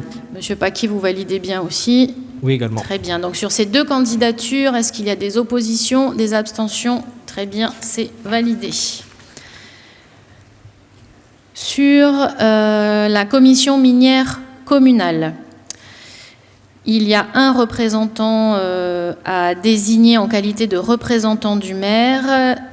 Il y a une proposition, Madame Françoise Véronce. Vous validez, Monsieur Paquier? Je valide. Merci.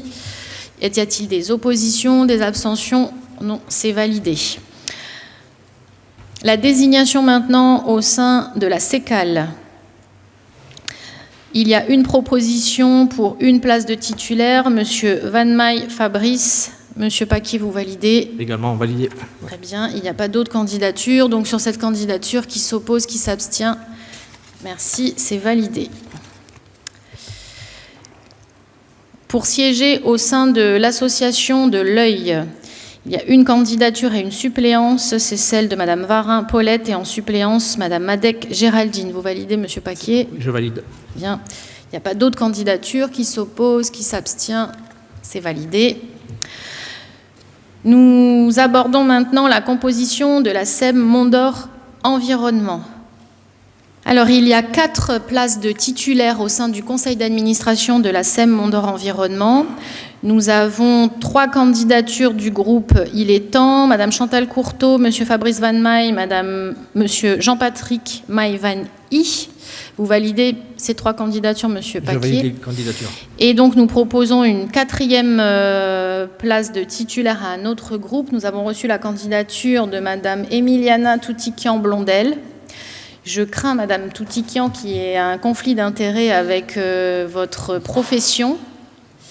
Sachez par exemple qu'aucun des membres du conseil d'administration de la SEM Mont-d'Or Environnement ne peut siéger au SIGN. Donc en l'occurrence, je pense que ce n'est pas possible juridiquement. Oui, Madame Rivière. Vous pouvez nous expliquer pourquoi elle ne peut pas siéger? Parce que la SEM Mont-d'Or est en relation avec le SIGN au travers du contrat que vous connaissez. Et il est par exemple déconseillé, même interdit par notre service juridique de la SEM, pour un administrateur de la SEM de siéger au Cygne, par exemple. Non, mais elle travaille au Cygne.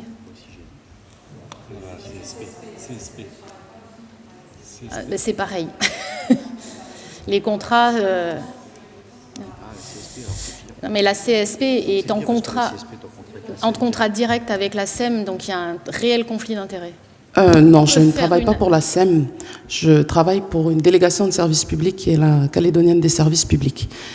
Donc, il me semble que lors des dernières mandatures qu'il y a eu de la mairie, il y avait des salariés de la SEM qui siégeaient dans cette commission. Donc, ça ne pose pas de problème au niveau de... Si jamais il y a des élections au niveau de cette commission-là, je peux me retirer. C'est ça? Est-ce qu'il faut qu'on vérifie? Je ne sais pas. Mais en fait, si vous êtes élu, vous allez siéger au conseil d'administration de la SEM, mais en tant qu'employé de la CSP, qui est en contrat direct avec la SEM. Ah, ok, le SIGN. Et vous ne pouvez pas être salarié de la CSP, qui elle-même est l'entreprise qui a tous les contrats avec la SEM.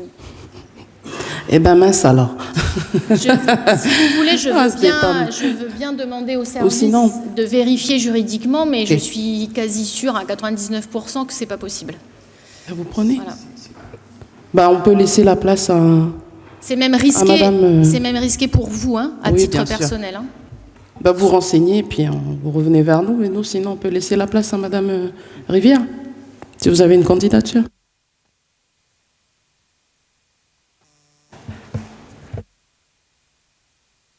Madame Waka. Oui. Donc, on propose à la place Monsieur Billy Cateux, à la place de Madame Toutiquian-Blondel.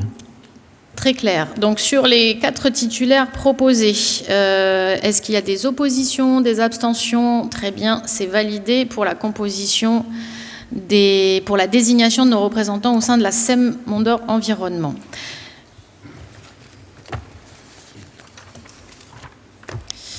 Au sein du conseil d'administration de la SEM TINAR, il y a une candidature de titulaire, celle de Van Maille Fabrice. Vous validez, Monsieur Paquet? Je valide. Merci. Il n'y a pas d'autres candidatures qui s'opposent, qui s'abstient. Très bien, c'est validé.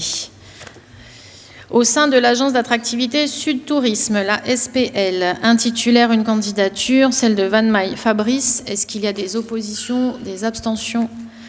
Elle est validée.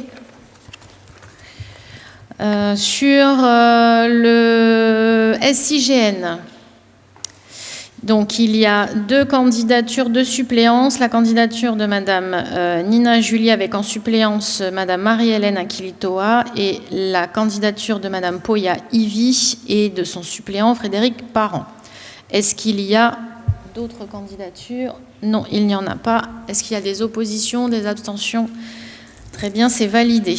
Sur notre représentation au sein du SMTU, il y a un titulaire, un suppléant, une candidature, celle de M. Frédéric Parent et la suppléance par M. Van Maille Fabrice. Il n'y a pas d'autres candidatures qui s'opposent, qui s'abstient. Merci. Au sein maintenant du GIE Sérail, la proposition de candidature est celle de M. Karl Nguela et en suppléance Mme Véronce Françoise. Il n'y a pas d'autres candidatures, donc qui s'oppose, qui s'abstient? Merci, c'est validé. Sur la désignation au sein du comité territorial de sécurité, il n'y a qu'un seul représentant de prévu du conseil municipal, c'est la candidature de Mme Ivy Poya. Il n'y a pas d'autres candidatures qui s'opposent, qui s'abstient. Elle est validée. Pour siéger au sein de l'association de surveillance calédonienne de la qualité de l'air, la candidature de Madame Lindsay Richard. Il n'y en a pas d'autres qui s'opposent, qui s'abstient. Elle est validée. Pour siéger maintenant, enfin, dans la commission chargée du suivi de la révision du PUD, il y a donc 3 postes, enfin 3 représentations de la mairie au sein de cette commission du PUD. Je propose que chaque groupe puisse occuper une des places. Il y a donc la candidature, alors le maire est d'office, il y a donc la candidature de M. Frédéric Parent. Vous validez, M. Paquier? Je valide. Il y a la candidature de M. Olivier Berthelot. Vous validez, Mme Rivière? Oui.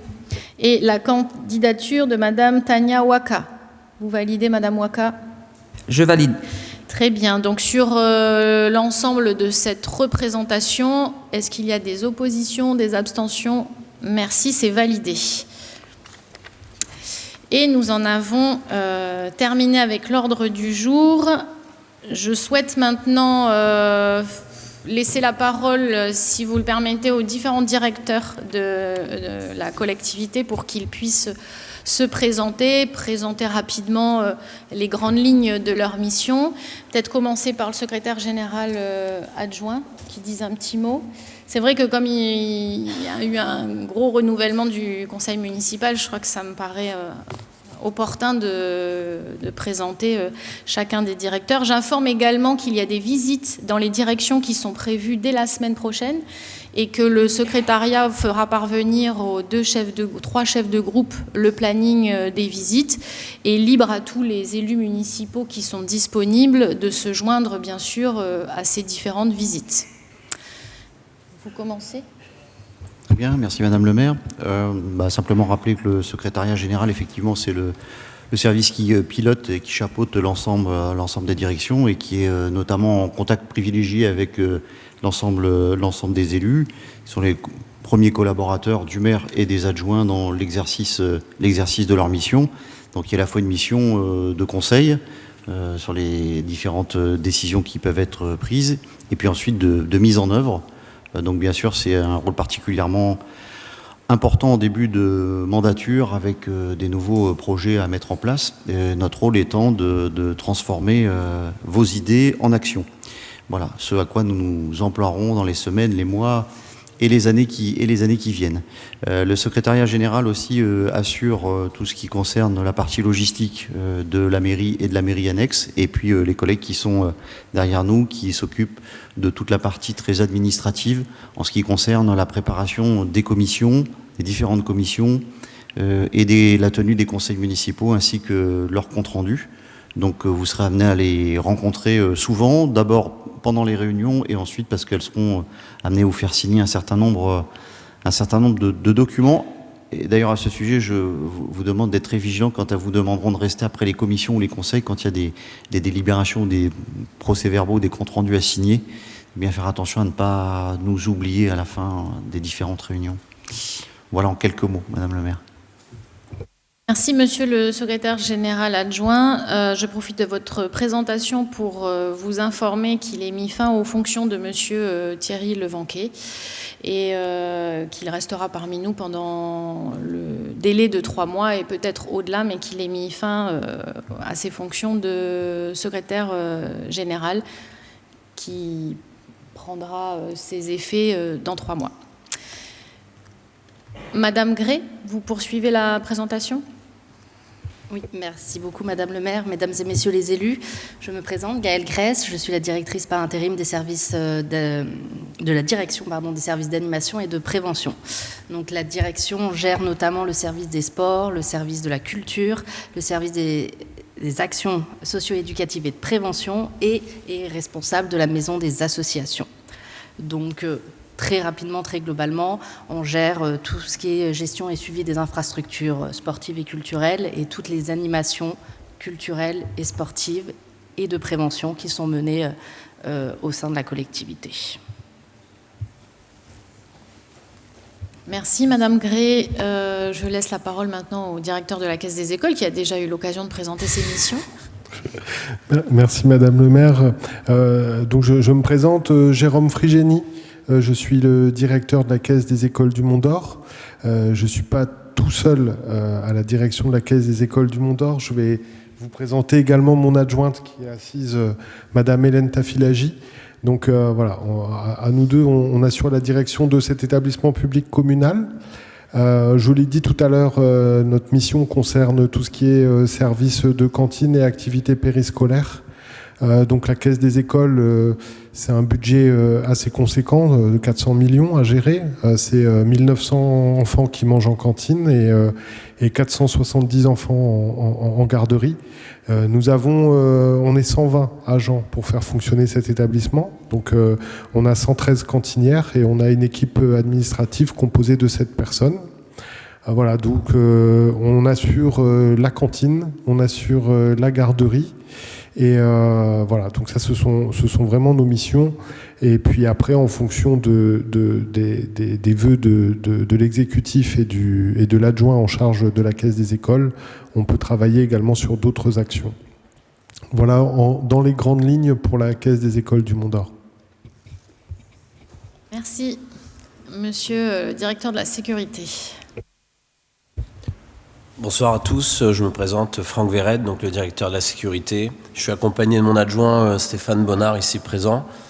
Donc nous, on est en charge notamment du centre d'incendie et de secours, de la police municipale et du service d'hygiène et de salubrité publique. De manière générale, l'ensemble des questions sécuritaires de la commune, en lien avec les autres directions, et aussi la coordination des moyens et des actions avec les forces de sécurité de la Nouvelle-Calédonie. Voilà, je vous remercie. Merci beaucoup. Le directeur des services techniques. Bonsoir mesdames et messieurs les élus. Je suis Nicolas Oxford. Je suis le directeur des services techniques et de proximité de la commune. Direction qui élabore, exécute le plan d'humanisme directeur en premier lieu, qui assure l'entretien du patrimoine communal, qui assure les études et le suivi des travaux de la commune et qui élabore le projet communal en matière environnementale. On est composé de 5 services, le service urbanisme, le service administratif, le service environnement, le service construction, le service infrastructure, et on est une quarantaine d'agents au service des administrés et de la commune. Merci. Vous passez la parole au directeur de l'administration. Merci, oui. La direction administrative. De l'action administrative. Bonjour à toutes et tous. Donc Miguel Pelletier, je suis le directeur administratif d'une direction qui comprend 78 agents et notamment le service de l'état civil, 8 agents, le service de la vie scolaire, 8 agents et le service de la vie scolaire, 61 agents, service de l'état civil, 8 agents et le service des ressources humaines, 8 agents. Le service des ressources humaines a en charge donc toutes les procédures réglementaires, notamment de recrutement, de l'élaboration du budget du personnel de la ville. Le service de la vie scolaire gère donc les 59 agents des écoles, aides maternelles et femmes de service. Gère également le conseil municipal junior et les différentes subventions qui sont allouées. Et enfin, l'état civil gère donc la rédaction gère le traitement, la réception et le traitement des pièces d'identité et des passeports en lien avec l'État, la gestion du cimetière, les actes de mariage, notamment. Voilà. Voilà, Madame le maire. Merci beaucoup. On passe la parole au directeur des finances. Merci beaucoup. Donc, Dorian Boyoami, bonjour à toutes et à tous. Je suis le directeur des finances et de l'informatique. Vous avez 2 services. Donc, le service des finances qui se charge de l'élaboration du débat d'orientation budgétaire, des différents budgets, décisions modificatives, comptes administratifs. On a également la partie exécution du budget, avec justement le paiement des factures, donc émission des mandats et des titres. On se charge également du suivi de la trésorerie et de la production de certaines analyses qui servent notamment à l'exécutif pour sa prise de décision. Vous avez toute la partie service informatique, qui lui est plutôt administrateur du système, enfin des réseaux, de tout ce qui est réseau téléphonique. Et la protection des données, on a également à notre charge tous les projets qui sont là pour la modernisation numérique et du système d'information de la collectivité. Et bien sûr, l'aide aux collègues pour les différents problèmes qu'ils rencontrent dans leur activité. Donc voilà, merci. Merci. Et on termine avec la directrice du CCAS. Merci. Donc bonsoir à tous, Vanessa Chalère, directrice donc, du CCAS du Mont d'Or, qui est l'autre établissement public de la ville, dont vous avez désigné les membres lors de ce conseil municipal. Donc on a une action générale de prévention, d'accompagnement de la population mondorienne. On a un volet accompagnement via les aides financières qui sont définies justement par le conseil d'administration. On a le volet accompagnement avec les travailleurs sociaux, donc tout public, confondu. Et ensuite, on a des actions collectives qui sont plus ou moins connues, l'été dansant pour nos seniors, les fêtes de fin d'année. Donc c'est un peu les trois gros thèmes du CCAS.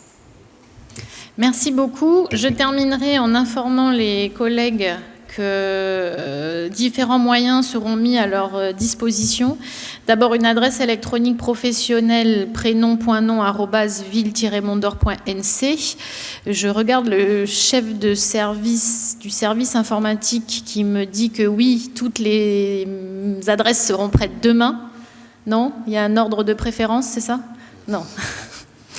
La tablette numérique aussi, me dit-il, sera prête dans une semaine, 10 jours au plus tôt.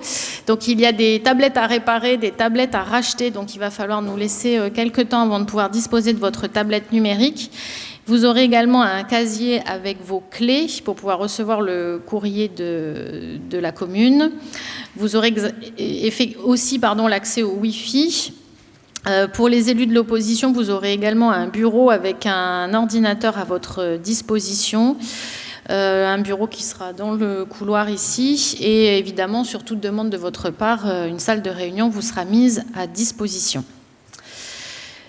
Voilà, nous allons clore ce conseil municipal pour ouvrir maintenant les commissions. Je vous demande s'il n'y a pas d'opposition, pas d'abstention au fait qu'on se réunisse maintenant pour élire les vice-présidents et les rapporteurs. Pas d'opposition, très bien. Donc nous allons nous réunir, mais avant, Madame Rivière voulait poser une question. Oui, c'était concernant les locaux. Est-ce qu'on peut en bénéficier après les horaires d'ouverture de la mairie, parce que on a aussi d'autres obligations avant. Donc je sais que dans le règlement intérieur, il est prévu que c'était sur les horaires d'ouverture jusqu'à 17h, mais principalement, on va être disponible à partir de 17h pour pouvoir se réunir et on aura besoin de locaux.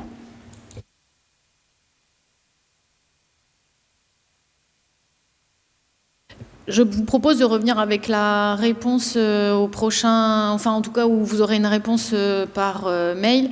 C'est pas que je ne le souhaite pas, c'est que je demande d'abord les conditions techniques dans lesquelles ça peut être possible. Et je reviendrai vers vous. Pour l'élection des commissions, nous allons d'abord réunir la commission chargée de l'enseignement, puis celle de la sécurité, puis celle de la culture et des sports, puis celle du développement durable, puis celle des finances, dans la petite salle des commissions qui est là-bas. Dans la petite salle de commission des élus, je ne sais pas comment ça s'appelle. La salle des élus, oui. Voilà. Et je ne sais pas qui va procéder ici à l'appel pendant que nous, on se rend là-bas. Une des deux, l'INSEE peut-être, ou Amy. Le conseil est clos, mais par contre, je vous demande de nous réunir pour les commissions.